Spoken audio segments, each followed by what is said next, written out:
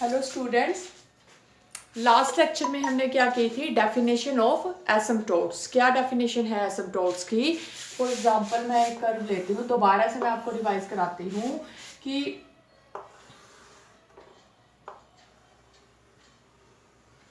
ये आपका कर्व है, ठीक है। ये आपका क्या है? कर्व है या ग्राफ है, किसी भी उसका फंक्शन का। तो अगर क्या है, कोई भी स्ट्रेट लाइन किसी कर्व का एसिम्प्टोट बनती है अगर infinite branch of the curve, जो इनफाइनाइट ब्रांच है कर्व की, उसका परपेंडिकुलर डिस्टेंस उस स्ट्रेट लाइन से क्या हो जाए, becomes to tends to zero. For example क्या है, देखो ये है आपकी, ये किसकी है equation? y equal to zero की। ये जो स्ट्रेट लाइन है, सपोज ये x इक्वल टू a है, कोई भी पॉइंट, ठीक है। This straight line here, this straight line is asymptote of this curve, because जो है इस कर्व की जो इनफाइनाइट ब्रांच है उसका परपेंडिकुलर डिस्टेंस इस स्ट्रेट लाइन से क्या हो रहा है? टेंड्स टू जीरो हो रहा है। मतलब क्या होता जा रहा है, इसका जो इनफाइनाइट ब्रांच है और इस स्ट्रेट लाइन का परपेंडिकुलर डिस्टेंस और इसकी इनफाइनाइट ब्रांच का परपेंडिकुलर डिस्टेंस इस स्ट्रेट लाइन से क्या होता जा रहा है? बिल्कुल कम होता जा रहा है, बिल्कुल कम होता जा रहा है। क्या हो रहा है? अप्रोच टू जीरो हो रहा है। Same x equal to a, ये वाली स्ट्रेट लाइन इस कर्व का क्या है? एसिम्प्टोट है। क्यों?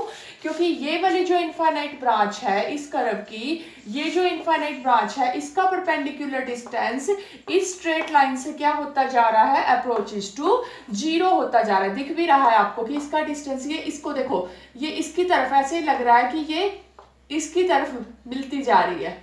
देखो ये एग्जैक्ट इसे मिलेगी तो नहीं, बट क्या है, ये इसकी तरफ क्लोज आती जा रही है। इनके बीच में जो डिस्टेंस है, परपेंडिकुलर डिस्टेंस, वो क्या होता जा रहा है? जीरो होता जा रहा है। तो यही हमने डेफिनेशन की थी कि a straight line at a finite distance from, ये जो लाइन है इसका डिस्टेंस क्या है? ओरिजिन से क्या है? फाइनाइट है। Is said to B asymptote if the perpendicular distance of point P on infinite branch of the curve from that straight line tends to zero. Perpendicular distance point P का जो है, किस point P कहाँ पे लिया है हमने? Infinite branch पे लिया है कर्व की।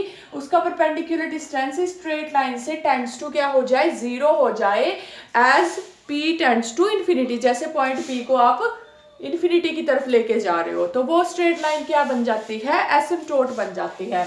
अब एसिम्प्टोट आपके दो हैं, एक तो हॉरिजॉन्टल एसिम्प्टोट और एक वर्टिकल। जैसे आपको पता है ये कौन सी लाइन होती है? ये होती है आपकी वर्टिकल लाइन और ये होती है एक मिनट, ये है आपकी, दिस इज, हाँ थोड़ा सा वो ये आपकी क्या है? हॉरिजॉन्टल लाइन है और ये आपकी क्या होती है? वर्टिकल लाइन, ठीक है। This is asymptote parallel to x axis, ठीक है। हाँ बिल्कुल सही है, ये हॉरिजॉन्टल लाइन है और ये क्या है? वर्टिकल लाइन है। और जो एसिम्प्टोट है वो या जो एक्स एक्सिस वाला एसिम्प्टोट है, अगर यहाँ पे एक्स एक्सिस एसिम्प्टोट बन रहा है, ठीक है, तो ये एसिम्प्टोट कैसा है? हॉरिजॉन्टल एसिम्प्टोट है। और यहाँ पे जो ये वाला एसिम्प्टोट है ये क्या है? वर्टिकल एसिम्प्टोट है। तो asymptote parallel to x axis, जो एक्स एक्सिस के एसिम्प्टोट पैरेलल होगा उसको बोलेंगे हॉरिजॉन्टल एसिम्प्टोट, हॉरिजॉन्टल लाइन है, ठीक है। और एसिम्प्टोट पैरेलल टू, यहाँ पे ये वाला एसिम्प्टोट एक्स इक्वल टू ए, देख आपको दिख ही रहा होगा, ये आपकी वाई एक्सिस है और ये आपकी straight line x equal to a asymptotes है और ये किसके पैरेलल है? वाई एक्सिस के। तो ये आपका कैसा एसिम्प्टोट है? Vertical asymptote. तो बिल्कुल सिंपल सी बात है, एसिम्प्टोट्स, ठीक है, एसिम्प्टोट्स। तो बिल्कुल सिंपल सी बात है, asymptote parallel to x axis. अब जो asymptote parallel to x axis है वो किस टाइप का होगा? उसकी पैरेलल टू एक्स एक्सिस, ठीक है, और पैरेलल टू वाई एक्सिस। तो y equal to B, asymptote parallel to x axis इसी टाइप का होगा। दिस इज हॉरिजॉन्टल एसिम्प्टोट, ये क्या है? हॉरिजॉन्टल एसिम्प्टोट होगा। और asymptote parallel to y axis, y axis के एसिम्प्टोट पैरेलल टू, उसकी इक्वेशन क्या होगी स्ट्रेट लाइन की? एसिम्प्टोट यानी कि straight line parallel to y axis, equation क्या होगी, x equal to a, this asymptote is vertical asymptote, and जो आपकी straight line parallel to x axis है उसकी इक्वेशन क्या है, y equal to b, and this asymptote is horizontal asymptote. तो ये आपका क्या है, हॉरिजॉन्टल एसिम्प्टोट है।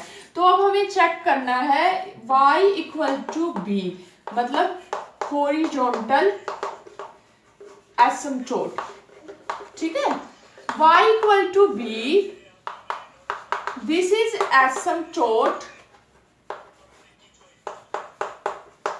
Parallel to x axis. कब होगा, अगर if limit x asymptote parallel to x axis of curve y equal to f x, इस कर्व का एसिम्प्टोट होगा ये हॉरिजॉन्टल इफ क्या हो, limit x tends to infinity, आपका क्या आए एफ एक्स, या फिर y लिख देते हैं हम यहाँ पे, ये इक्वल टू क्या आए आपका बी आए, या फिर x tends to minus infinity, ये क्या आए आपका बी आए, ठीक है। तो आप ये वाली लिमिट कैलकुलेट कर लेंगे, अगर ये x टेंड्स टू इंफिनिटी करने पे b आ जाए या फिर माइनस इंफिनिटी करने पे लिमिट लगाने पे b आ जाए, तो y इक्वल टू बी इसका क्या होगा, हॉरिजॉन्टल एसिम्प्टोट यानी कि पैरेलल टू एक्स एक्सिस। ये तो आपका फर्स्ट केस है। सेकंड केस क्या है, x equal to a is asymptote parallel to, किसके एसिम्प्टोट होगा parallel, y axis, y axis के कब होता है, अगर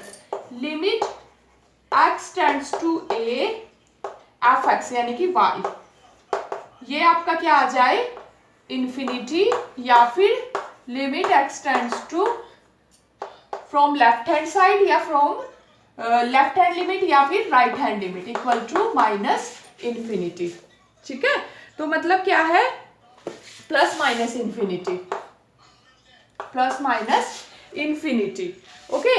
अगर x approach to a from right hand side, ठीक है, रियल लाइन पे अप्रोच करने के दो ही पाथ होते हैं, या तो x अप्रोच करे a को राइट हैंड साइड से या फिर लेफ्ट हैंड साइड से। राइट हैंड साइड से करे तो वो होती है आपकी राइट हैंड लिमिट। अगर राइट हैंड लिमिट कैलकुलेट करते हो तो वो क्या आ जाए, x approach to a from right hand side, अगर वो इंफिनिटी या माइनस इंफिनिटी आ जाए तो x इक्वल टू a इसका क्या होगा, कैसा एसिम्प्टोट होगा, वर्टिकल एसिम्प्टोट।